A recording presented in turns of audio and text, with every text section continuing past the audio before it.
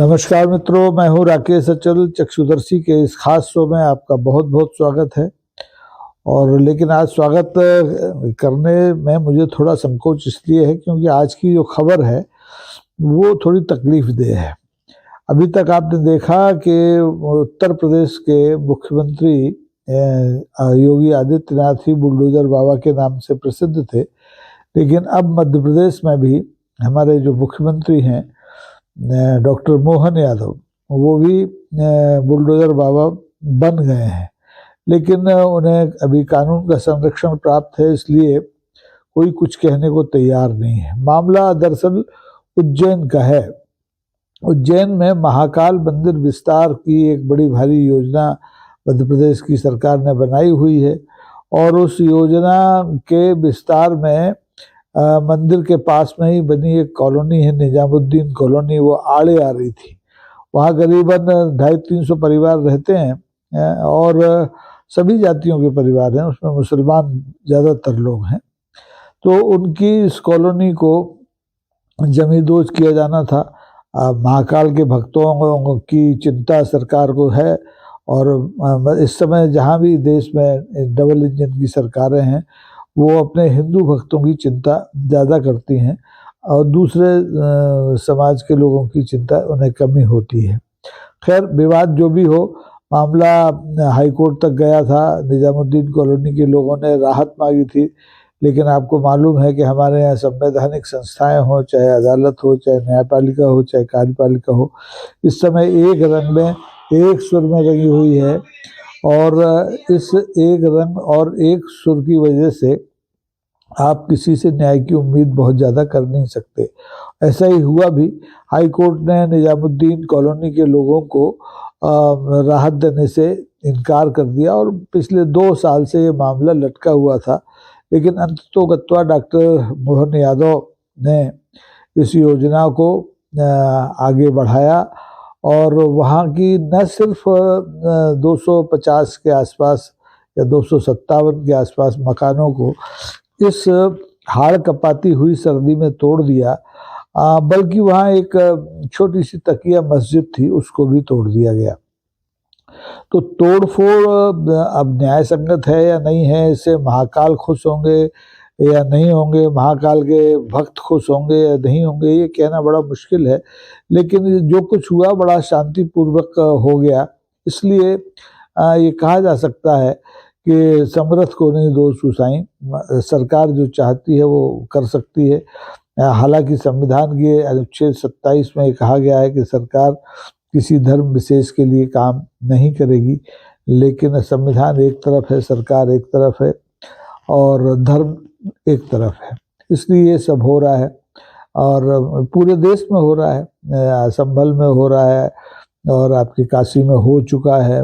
काशी में तो केवल अल्पसंख्यकों के ही नहीं, हिंदुओं के भी ढेरों मंदिर तोड़ दिए गए थे कॉरिडोर बनाने के लिए, लेकिन किसी ने कुछ कहा नहीं और मैं भी कुछ नहीं कहता। लेकिन मामला चूंकि कटकटाती हाड़ कांपा देने वाली सर्दी में हुई इस कार्रवाई का है, इसलिए मैं ये खबर आप तक पहुंचा रहा हूँ कि सरकारों को कम से कम इतना तो संवेदनशील होना चाहिए कि वो किसी को बेघर करने से पहले मौका देखे, मौसम देखे, तब कुछ कार्रवाई करे। हालांकि सरकार ने का दावा है, मध्य प्रदेश की सरकार का दावा है कि इस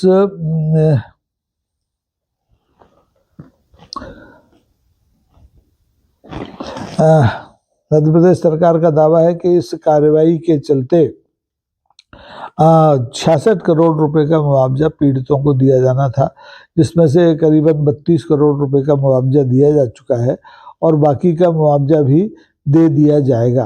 तो आप मुआवजा दे सकते हैं, मुआवजा दे करके आप किसी को बेदखल कर दें, ये बड़ा मुश्किल काम है। मुआवजा दे के बेदखली के हमने बहुत से उदाहरण देखे। मध्य प्रदेश में हरसूद एक बहुत बड़ा अध्याय है। मुआवजा देकर के लोगों को जब बेदखल किया जाता है या उनको दरबदर किया जाता है या उनकी पुनर्बसाहट की जाती है तो क्या स्थिति होती है। लेकिन आप किसी का हाथ पकड़ नहीं सकते। भक्तों की जो चिंता है वो महाकाल से ज़्यादा सरकार को ज़्यादा रहती है। आपने देखा कि अभी हमारे प्रयागराज में महाकुंभ चल रहा है और वहाँ भी सरकार ने कितनी तैयारियां कर रखी हैं। काम धर्म का है तो इसलिए सरकार भी धार्मिक है और 6,382 करोड़ का बजट महाकुंभ के लिए रखा गया है। एक जमाना था हमारे पुरखे कुंभ में जाते थे, अक्सर जाते रहे हैं, एक झोला एक पोटली लेकर जाते थे, थोड़े से पैसे किराए से बसों से धक्के खाते हुए पहुंचते थे, आराम से स्नान करते थे, लौट आते थे। वहां तब उनके लिए 5 तारा सुविधाओं की चिंता न सरकार को करना पड़ती थी, न वहाँ के जो हमारे अखाड़े के प्रमुख धार्मिक नेता हैं उनको करनी पड़ती थी। लेकिन अब तो कुंभ में मैं देख रहा था कि आपको 1,500 रुपये मिनिमम, न्यूनतम 1,500 रुपये प्रतिदिन पर तो ठहरने की जगह मिलेगी।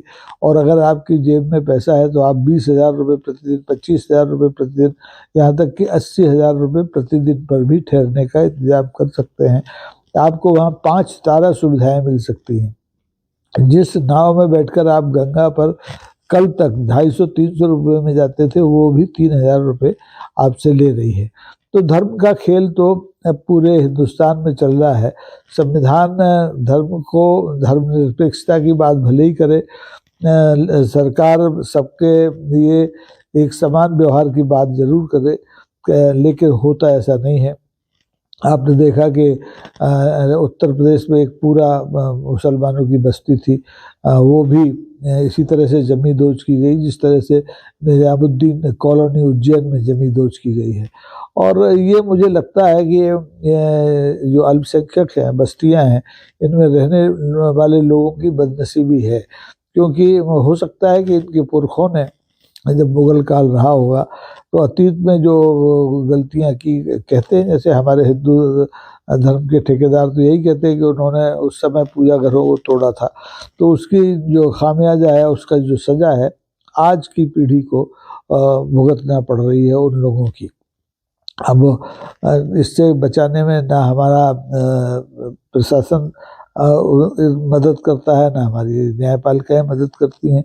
वो कहती हैं सरकार ने योजना बनाई है अगर महाकाल के परिसर के विस्तार की, तो आप हट जाइए मैदान से। ये बिल्कुल सही बात है कि मंदिर तो बहुत पुराना है और उज्जैन तो और भी पुराना है, 5,000 साल पुराना शहर है, तो ये बस्ती तो ज़्यादा से ज़्यादा 100-150 साल पुरानी होगी। लेकिन जब ये बस्ती बसाई गई होगी तब न तो महाकाल ने आपत्ति की होगी, न उज्जैन में रहने वाले हिंदुओं ने आपत्ति की होगी। लेकिन आज ये निजामुद्दीन कॉलोनी जमी दोज हुई है, 2-4-6 मकान बचे जिनके पास के अदालत के पुराने स्टे हैं। अगर ये मामला आज की स्थिति में होता तो हो सकता है कि 257 के साथ इन 5-7 मकानों का भी तिया पांचा हो जाता। तो बुलडोजर चला कैसे? भाई आप अधिग्रहण कर सकते हैं, लेकिन अधिग्रहण के लिए आपको जो तर्क है वो तो देना ही पड़ेगा, और सरकार ने शायद अदालत में दिया होगा, इसीलिए अदालत ने निजामुद्दीन की कॉलोनी के निवासियों को कोई राहत नहीं दी। लेकिन बेहतर होता कि सरकार पहले इनका पुनर्वास करती, इनके लिए हाउसिंग बोर्ड से कोई मकानात बना के देती, मुआवजा जो राशि तय की है उसी में से बना के दे देती। लेकिन ऐसा कुछ हुआ नहीं और ऐसा हो भी नहीं सकता था, क्योंकि सरकार को महाकाल के भक्तों की चिंता ज़्यादा है, दूसरे धर्म के भक्तों की चिंता उतनी ज़्यादा नहीं है। अब ये जो कुछ हो रहा है वो कानून के दायरे में हो रहा है, इसलिए आपको उंगली उठाने का हक नहीं है। लेकिन संवेदनशील होना शासन के लिए बहुत ज़रूरी था। ये सर्दी निकल जाती, ये हमारा जो हाड़ कपा देने वाली सर्दी का मौसम है ये निकल जाता, तब ये कार्रवाई की जाती तो बेहतर होती। हालांकि उज्जैन के निजामुद्दीन कॉलोनी के लोगों की बड़ी तारीफ की जा रही है कि वहाँ के धर्मगुरुओं ने, वहाँ के रहने वालों ने इस कार्रवाई का विरोध नहीं किया और बड़ी सद्भावना के साथ अपने मकानों को तोड़ने दिया, मकानों को टूटते हुए देखा। लेकिन हकीकत ये नहीं है। जब ये कार्रवाई हुई तो बुलडोजरों के साथ कम से कम 2 सैकड़ा पुलिस के जवान मौके पर खड़े हुए थे और आप जानते हैं कि जब पुलिस डंडा लेकर खड़ी हो तो आप विरोध कर नहीं सकते, आप खून के आंसू रोते रहिए, कोई पहुंचने वाला नहीं है। तो और मुश्किल ये है कि सरकार में जो लोग हैं उसमें अल्पसंख्यक समुदाय का एक भी मंत्री नहीं है जो सरकार के सामने इन लोगों की पीड़ा को रख सकता। अब नहीं है तो नहीं है, किसी ने जिताया नहीं होगा या किसी ने चुनाव लड़ा नहीं होगा, ये बात अलग है। अब ये जो सारी तैयारी है दरअसल 2028 में यहाँ जो सिंहस्थ होने वाला है उसकी आड़ में की जा रही है। और आप देखें कि दिनों दिन हिंदुस्तान में जितने भी ये धार्मिक आयोजन हो रहे हैं इनका क्षेत्रफल बढ़ता जा रहा है। कुंभ से लेकर के इलाहाबाद के प्रयाग के कुंभ से लेकर के, चाहे सिंहस्थ का मामला हो, चाहे नासिक में जो अर्ध कुंभ होता है उसका मामला हो, सबका क्षेत्रफल बढ़ रहा है। केवल घट रहा है रहने वालों का क्षेत्रफल। किसानों की जमीन जा रही है धार्मिक आंदोलनों के आयोजनों के लिए, सरकार की जमीन जा रही है। तो धर्म के आगे सब नतमस्तक हैं। और ऐसे धर्म धुरंधर देश में विज्ञान की हम बात नहीं करते, बराबरी की बात नहीं करते, गरीबी और भूख की बात नहीं करते। तो ठीक है, महाकाल के लिए ये निजामुद्दीन कॉलोनी के लोगों का त्याग हमेशा याद रखा जाएगा। और मुझे लगता है कि महाकाल इनकी दशा दुर्दशा देख करके थोड़े बहुत अगर व्यथित होंगे भी तो अपने आप पर नियंत्रण करेंगे और इनको शक्ति देंगे कि ये इस सर्दी में बेघर होने की जो तकलीफ है उसको आसानी से सह सके। और नहीं भी सह पाएंगे तो ये कर कह सकते हैं, समर्थ को नहीं तो उसको साईं सरकार के आगे कोई कुछ कर नहीं सकता। और ऐसा संभव ही नहीं है। आप देखेंगे हमारी जो सरकार है, चाहे उत्तर प्रदेश में हो चाहे मध्य प्रदेश में हो, धार्मिक मामलों में बहुत रत है। उत्तर प्रदेश में आप देखिए कि राम की पेड़ी है, 10 करोड़ रुपया खर्च कर दिया गया बनाने पे, दीपोत्सव मनाया गया, विश्व कीर्तिमान बनाए गए सरयू तट पर, 16 करोड़ से ज़्यादा रुपए खर्च कर दिए गए। और हमारे यहाँ भी, केवल हमारे यहाँ ही नहीं बल्कि जहाँ जहाँ डबल इंजन की सरकारें हैं वहाँ सरकारें पुण्य कमाने के लिए तीर्थ दर्शन योजनाएं चलाती हैं। बुजुर्गों की तमाम सारी रियायतें केंद्र सरकार ने भले ही छीन ली हो, रेलों में मिलने वाली या दीगर स्थानों पर मिलने वाली, लेकिन राज्यों की सरकारें तीर्थ दर्शन यात्रा नाम की योजनाएं चला करके लगातार पुण्य कमा रही हैं। और अब सरकारों में होड़ है पुण्य कमाने की, सरकारों में होड़ वैज्ञानिक चेतना पैदा करने के लिए, अनुसंधान करने के लिए नहीं है। उनमें तो एक ही होड़ है कि कौन कितना ज़्यादा पुण्य कमा सकता है। और कलयुग में ईश्वर की भक्ति करके ही पुण्य कमाया जा सकता है। तो कमाइए, कोई बात नहीं, लेकिन आगे से सरकारें इतना ध्यान रखें कि जब लोगों को बेघर करें तो मौसम देख लें, बरसात ना हो, सर्दी ना हो, तो ज़्यादा अच्छा है। तो आज के लिए सिर्फ इतना ही। आप देखें, आपको अगर ये वीडियो पसंद आया हो तो लाइक करें, शेयर करें और सब्सक्राइब भी करें। धन्यवाद, नमस्कार।